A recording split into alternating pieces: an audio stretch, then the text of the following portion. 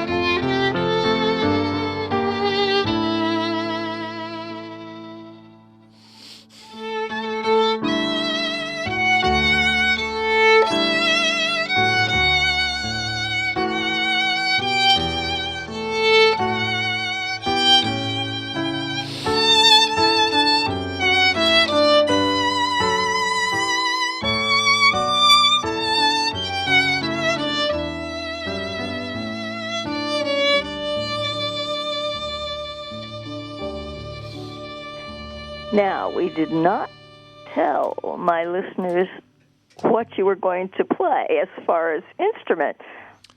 Oh. My favorite two instruments in the world are saxophone and violin. Oh, well, you don't have to lie in the air. Oh, no, but I'm not. That's the whole thing. Violin is it for me. Oh, and think about it. Rock and roll. Violin's everywhere. Come on. You can stick it anywhere. It is pretty convenient. Yes. So, you were the violinist there, right? Because we forgot to tell everybody. Guilty as charged. And that was beautiful. So, how did you know that violin was for you? Well, what age? The age of 8. I always loved looking through my parents' closets for all their stuff. I was a nosy kid, and I found a violin. My mother played all throughout high school and still plays and teaches and enjoys it. So it's just something that I picked up and through family tradition, I'd say. Mm-hmm. Yeah. Well. Her father as well played the violin, and that was one of my first full-size violins to play. I did not know that. Well, there's certain things kept out of a bio, right? Although I knew you came from a musical family because, speaking of your mom and dad, you also have sisters and brothers that play too, or just brothers and sisters? That's right. Yeah, 2 sisters and 1 brother. So together we're a family string quartet on occasion. Well, no, everybody's playing violin? Except for my brother. He wanted to play violin, but my mom told him that he had to play cello to round out that string quartet. Yeah, of course, cello. Yeah, he's the youngest one, so they made sure to get one in. Wonderful pieces for cello. In fact, it rounds out most of... Well, okay, so what is the next musical piece you'd like to play? This is just a little country song, Beautiful Crazy by Luke Combs. It's my cover of it.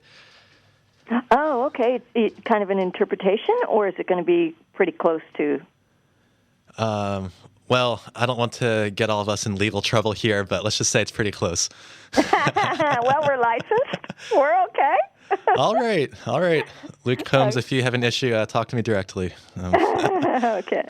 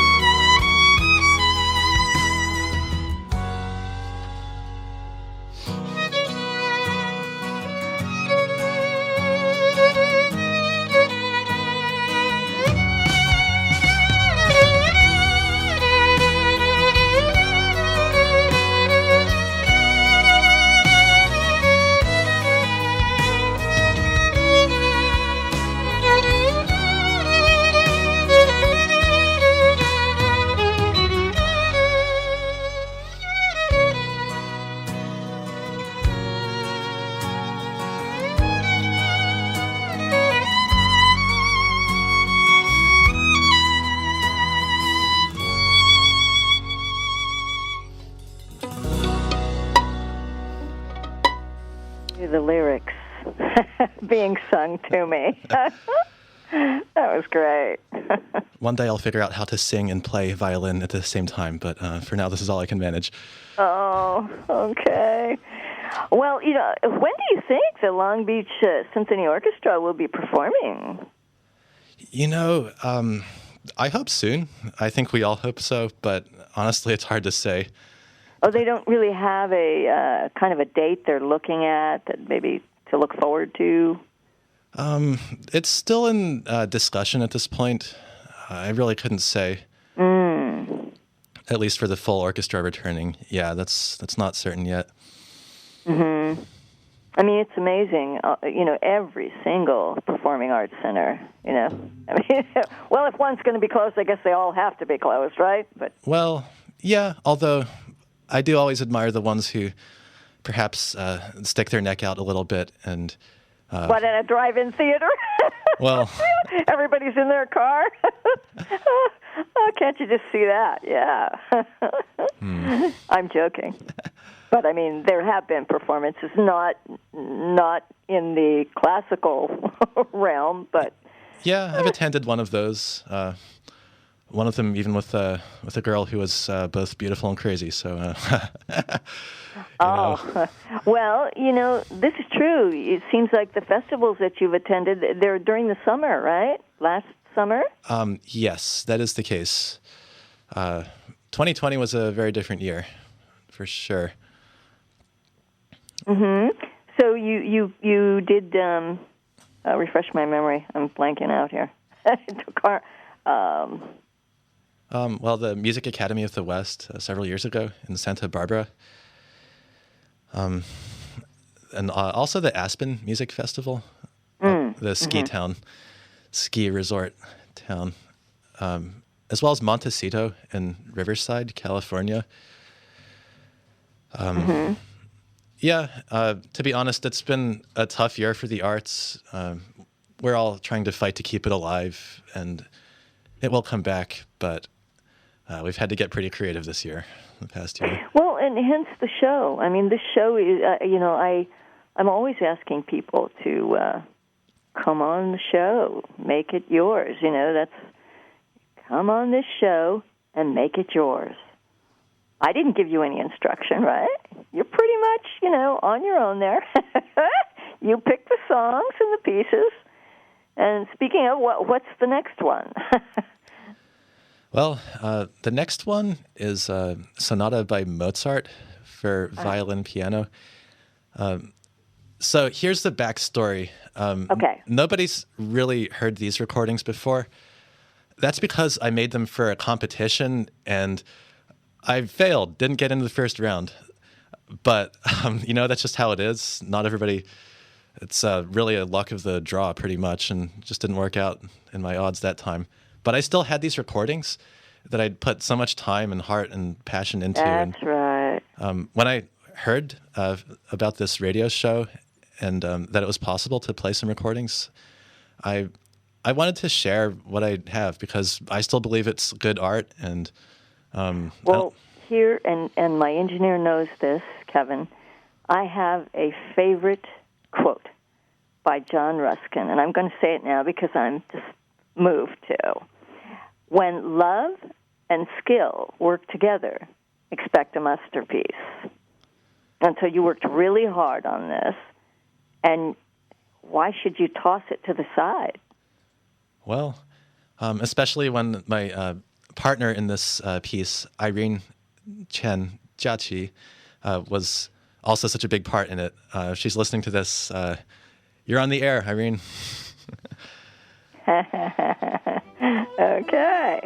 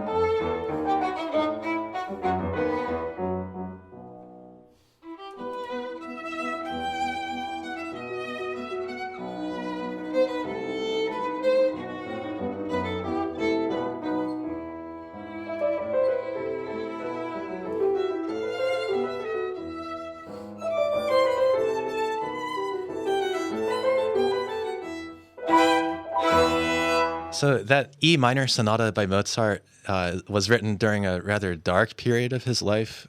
Not many of his sonatas or symphonies even are in minor keys. Normally he's a very sunny composer. But that piece is one of his best-known sonatas because it really shows how he made beautiful art out of uncertain times, which we can all relate to, I think. Lots of classic composers had their moments, didn't they? Oh, they really did. And all. But we're going to go to Chopin now, right?